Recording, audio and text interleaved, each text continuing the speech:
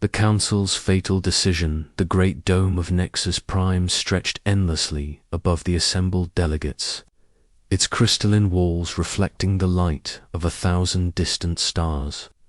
This was the heart of galactic civilization, where representatives from over 900 species gathered to decide the fate of worlds. Today, their attention focused on a single blue dot displayed on the massive holographic projector at the chamber's center. Senator Krell of the Valkyrie Dominion rose from his scaled platform, his reptilian features twisted into what passed for a smile among his kind. His voice carried the authority of a species that had conquered 47 star systems in the past century. The chamber fell silent as his words echoed through the vast space. Esteemed colleagues, we gather today to discuss a world that has remained stubbornly silent for 200 standard years.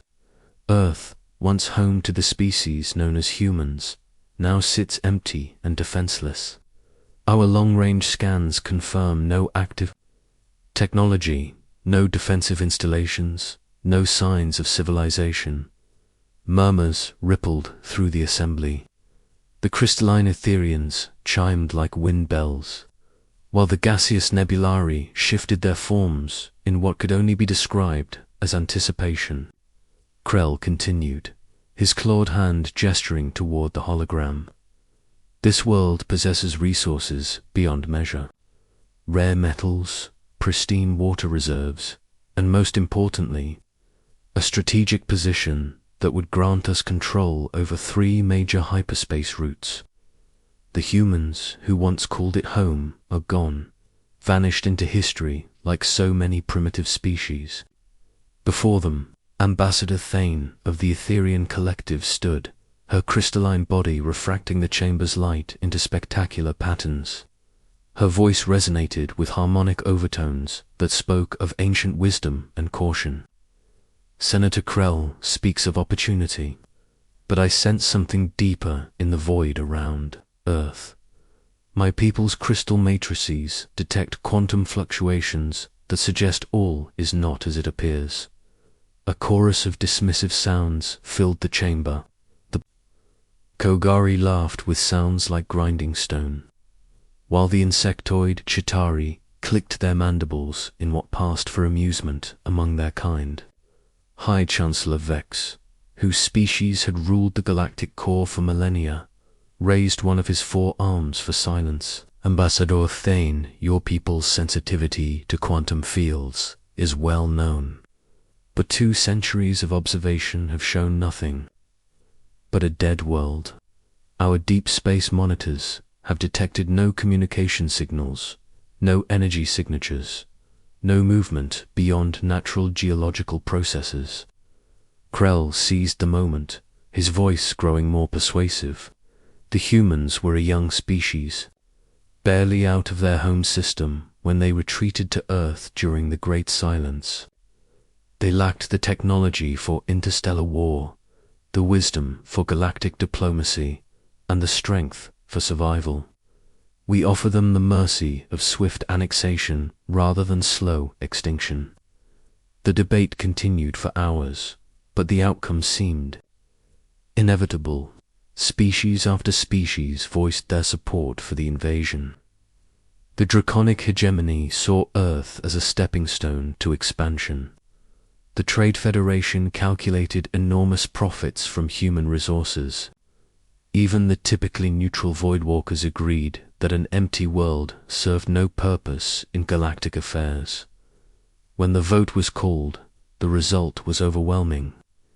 847 species voted in favor of invasion, with only 23 dissenting voices and 37 abstentions.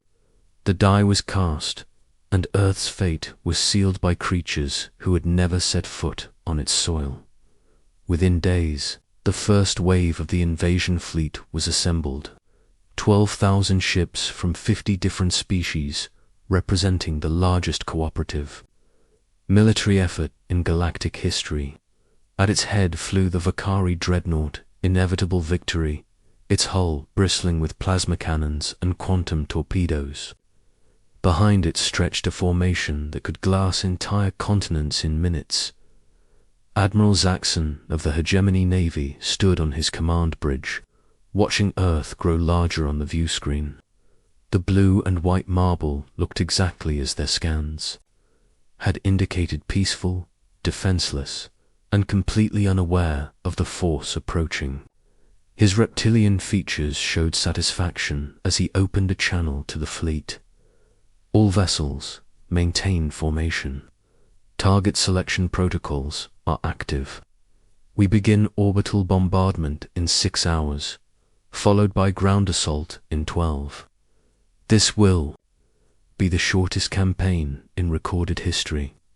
But something was wrong. The first sign came from the scout ships pushing ahead of the main fleet. 3 light reconnaissance vessels, each crewed by experienced pilots, simply vanished from sensors as they approached Earth's moon. No distress signals, no weapons fire, no debris. One moment they were there, the next they were gone. Zaxxon frowned, his scaled brow furrowing. Equipment failures were rare, but not impossible. He dispatched 3 more scouts, these equipped with the most advanced sensors in the fleet. They too disappeared without a trace as they crossed some invisible line in space. "Sir," his communications officer reported, "we're receiving strange quantum echoes from the direction of Earth's moon.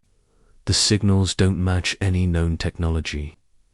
The Admiral's unease grew as more reports flooded in. Ships at the fleet's edge reported instrument malfunctions. Navigation systems showed impossible readings.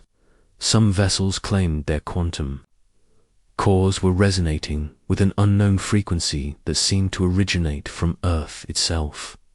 On Nexus Prime, the Galactic Council received these reports with growing concern. Ambassador Thane stood before the emergency session, her crystalline form pulsing with agitated light patterns. The quantum fluctuations she had sensed were growing stronger, and her people's deep space monitoring stations were detecting energy signatures that defied explanation. "Honorable Chancellor," she said, her voice carrying harmonics of urgency, "my people's quantum resonance chambers are screaming warnings. Whatever is happening near Earth, it involves technology beyond our current understanding. We must recall the fleet immediately." Senator Krell slammed his clawed fist against his platform. "Cowardice. A few equipment failures and mysterious signals do not justify abandoning the greatest conquest in galactic history." The humans had barely achieved faster-than-light travel when they went silent. They could not possibly possess technology that threatens our combined fleets. But even as he spoke, more disturbing news arrived. The invasion fleet had stopped advancing toward Earth, not by choice, but because space itself seemed to be resisting their approach. Ships found their engines, straining against an invisible force that grew stronger the closer they got to the human homeworld captain. Xeris of the scout vessel Farseeker was among the last to send a coherent message before the communication blackout began. His voice crackled through the quantum static as he reported from the edge of Earth's gravitational influence. "Command, we're detecting massive structures emerging from what we thought was empty space. They're everywhere. Hidden stations, weapon platforms, something that looks like a ring around the entire planet. How did we miss this? How did our scans show nothing?" The transmission cut to static, and Farseeker joined the growing list of vanished vessels in the deepest levels of Nexus Prime. High Chancellor Vex convened an emergency meeting with his most trusted advisors. The chamber was small and windowless, lit only by the pale glow of quantum displays showing the tactical situation around Earth. The readings made no sense. Where once their instruments had shown empty space, now they detected energy signatures that registered off every known scale. How is this possible? Vex demanded, his forearms spread wide in a gesture of confusion. 200 years of observation, our most advanced sensors, deep space reconnaissance, all of it showed a dead world. His chief science advisor, a floating sphere of pure energy called a luminar, pulsed with patterns that indicated deep concern. Chancellor, we may have made a fundamental error in our understanding of human technology. If they possessed the ability to mask their entire world from our sensors, to hide defensive installations throughout their star system, then we have severely underestimated their capabilities. The implications hit the Council like a thunderbolt. If humans could hide an entire planetary defense system from the galaxy's most advanced sensors, what else might they be capable of? The species they had dismissed as primitive and extinct might have spent 2 centuries in hiding, preparing for exactly this moment on Earth, in facilities buried deep beneath mountain ranges and ocean floors. Ancient machines hummed to life. For the first time in 200 years, the Great Silence had been humanity's greatest deception, a carefully orchestrated withdrawal from galactic affairs that allowed them to prepare for the war they knew would eventually come. The alien fleet hung in space, paralyzed by forces they couldn't understand and facing defenses they couldn't see. Behind Earth's moon, structures larger than cities began to move, their surfaces reflecting starlight as they turned toward the Torn's invaders. And in the command centers hidden beneath Earth's surface, human voices spoke with calm determination as they prepared to show the galaxy exactly what 2 centuries of angry, focused preparation could accomplish. The invasion had begun, but not as anyone expected. Humanity's awakening fury deep beneath the Himalayas, in a facility that had been carved from living rock over 2 centuries ago. Director Sarah Chen stood before a wall of displays that showed every ship in the alien fleet. Her fingers moved across holographic controls with practiced precision, and her voice carried the weight of humanity's long-awaited response. Initiate Phase 1 of the Revelation Protocol. Let them see what they're really dealing with. The first sign that Earth was not the defenseless world the aliens expected came as a shimmer in space around the planet. Like a veil being lifted, massive defensive installations materialized from apparent nothingness. Orbital platforms the size of cities, weapon arrays that stretched for hundreds of kilometers, and ring structures that encompassed the entire world became visible to alien sensors for the first time. Admiral Zaxxon stared at his viewscreen in disbelief as his instruments registered energy readings that shouldn't have been possible. The dead world he had come to conquer was surrounded by defensive installations that dwarfed anything in the galactic archives. His voice cracked as he tried to maintain command authority. How is this possible? Our sensors showed nothing. 200 years of observation showed nothing. His science officer, a Chitauri, whose compound eyes could process multiple light spectrums simultaneously, chattered in distress. Admiral, these installations are using quantum phase shifting technology.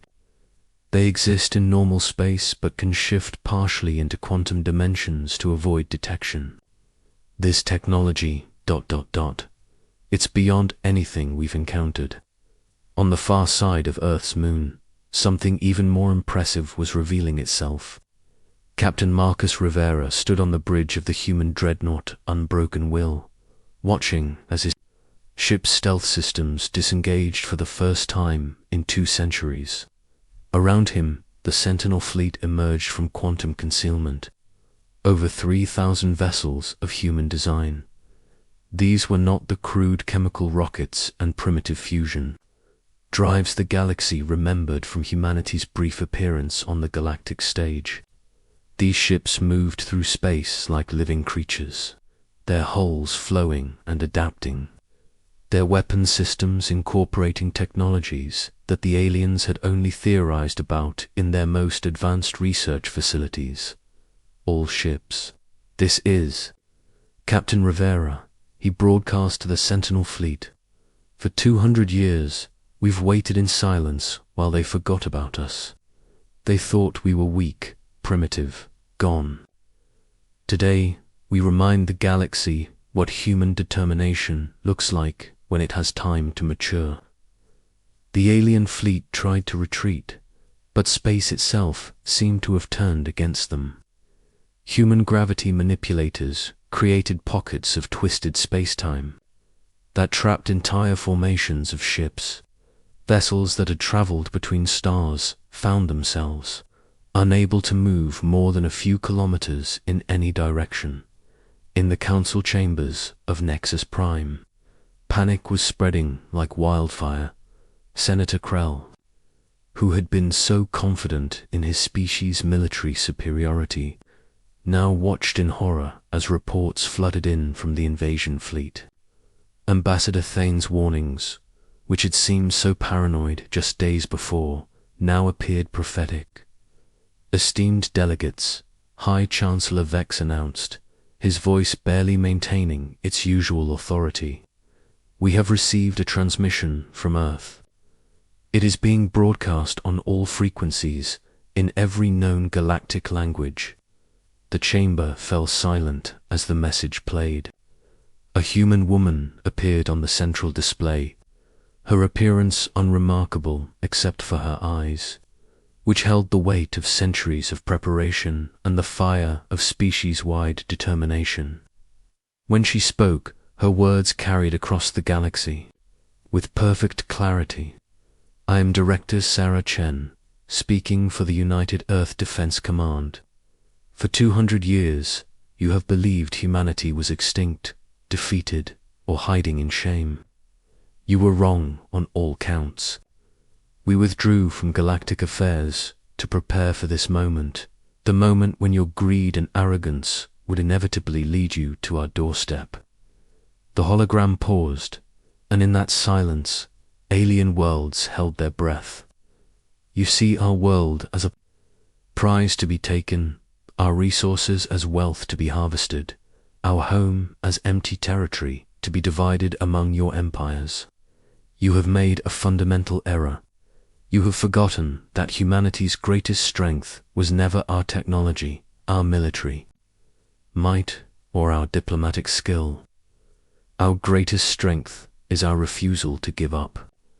Admiral Zara Okafor, commanding the defense operations from her position aboard the orbital fortress Defiant Dawn, watched as the first demonstration of human military technology began. The quantum phase cannons, developed in secret laboratories, hidden across Earth's solar system, fired not energy beams but directed distortions in reality itself. The alien dreadnought inevitable victory, pride of the Valkyrie fleet, simply ceased to exist. Not destroyed, not vaporized, but erased from space as if it had never been built. The quantum distortion rewrote the local laws of physics, and the massive vessel found itself scattered across 17 different dimensions. The message from Earth continued, and Director Chen's voice grew harder with each word. For 2 centuries, we have studied your species, your technologies, your weaknesses. We know every ship design in your fleets, every tactic in your military doctrines, every political alliance that holds your governments together. We have prepared countermeasures for weapons you have not yet invented and defenses against attacks you have not yet imagined. Captain Rivera's voice crackled across the human fleet channels as the Sentinel ships moved into attack formation. These vessels bore names that spoke to humanity's long memory and longer grudges. Never forgotten, Price of Arrogance, Silent Preparation, and Sleeping Dragon. Each ship was a masterpiece of technology developed in the darkness between stars, incorporating scientific principles that the galaxy's greatest minds had barely theorized. The human ships moved like a school of fish, their movements coordinated by quantum entanglement communication systems that operated faster than light itself. Where the alien fleet tried to form defensive formations, the humans struck with precision that seemed almost supernatural. Plasma barriers that could withstand stellar radiation were sliced through by quantum swords that existed in multiple dimensions simultaneously. Shield generators that had never failed against conventional weapons overloaded and exploded when hit by matantamata, conversion beams that turned their own energy against them. But the most devastating weapon in humanity's arsenal was not technological. It was psychological, as alien ships were systematically disabled rather than destroyed. Their crews found themselves receiving personal messages from Earth. Each message was addressed to specific individuals by name, containing detailed information about their families, their homeworlds, their personal histories. The humans had been watching, learning, preparing files on every being that might one day threaten their world. Captain Xerxes of the Third Hegemony Fleet, one message began. We know about your mate Syraxia and your 3 offspring on Drake Prime. We know about your brother's gambling debts and your mother's medical condition. We know that you joined this invasion to earn the credits needed for her treatment. Surrender your vessel, and we will ensure she receives the care she needs. Continue fighting, and you will die far from home for leaders who consider you expendable. The psychological warfare was brutally effective. Ship after ship powered down their weapons and transmitted surrender codes as their crews realized that humanity had spent 2 centuries learning everything about them while remaining completely hidden themselves. On Nexus Prime, the emergency session had devolved into chaos. Representatives who had voted so confidently for Earth's invasion now screamed accusations at each other. The Draconic Hegemony blamed the Varkari Dominion for faulty intelligence. The Trade Federation accused the military coalitions of overconfidence. The Etherian Collective simply stood in silence, their crystalline forms pulsing with patterns that spoke of ancient sorrow and hard-learned wisdom. Director Chen's message reached its conclusion as human forces completed their demonstration of technological superiority. We offer the galaxy a choice. Recognize Earth's sovereignty and humanity's right to exist in peace, or learn why 2 centuries of focused preparation by an angry species is something to be feared. We have no desire for conquest, no need for your resources, no interest in ruling over other worlds, but we will never again allow anyone to threaten our home. The final demonstration came as human engineering ships emerged from quantum concealment throughout the alien fleet. These vessels, equipped with matter manipulation technology, began the systematic disassembly of the largest alien vessels. The process was precise, almost surgical, as the human ships took apart dreadnoughts bolt by bolt, showing that they could neutralize any threat without even resorting to weapons. Admiral Zara Okafor opened a channel to the remaining functional alien ships, her voice carrying the authority of a species that had just rewritten the balance of galactic power. This is Admiral Okafor of the United Earth Defense Command. Your invasion fleet is now under human control. Your weapons are disabled, your shields are down, and your engines are offline. You will be escorted to designated holding areas where you will remain until your governments agree to new diplomatic protocols. The response from the galaxy was swift and desperate. Within hours, every major government was broadcasting surrender messages toward Earth. The Varkari Dominion, which had been so eager for conquest, now begged for mercy. The Draconic Hegemony offered tribute and alliance. Even the ancient Kogari, who had ruled the galactic core for millennia, sent messages acknowledging humanity's right to self-determination. But the most significant change came from the Galactic Council itself. High Chancellor Vex, his forearms trembling with the weight of his species' folly, broadcast a formal apology to Earth and an invitation for humanity to join the Council as a founding member of a new galactic order. Director Chen received these messages in her command center deep beneath the Earth, surrounded by the technology that had made humanity's impossible defense possible. She looked at the wall of displays showing alien fleets surrendering across human space, then turned to her communication officer. Send a reply to the Galactic Council.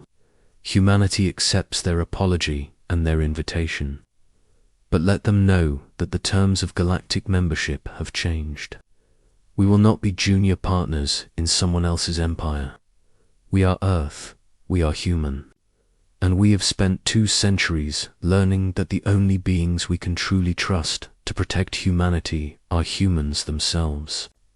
The galaxy had learned a hard lesson about underestimating species based on appearance, about assuming silence meant weakness, and about the danger of threatening a world where beings lived who simply refused to give up.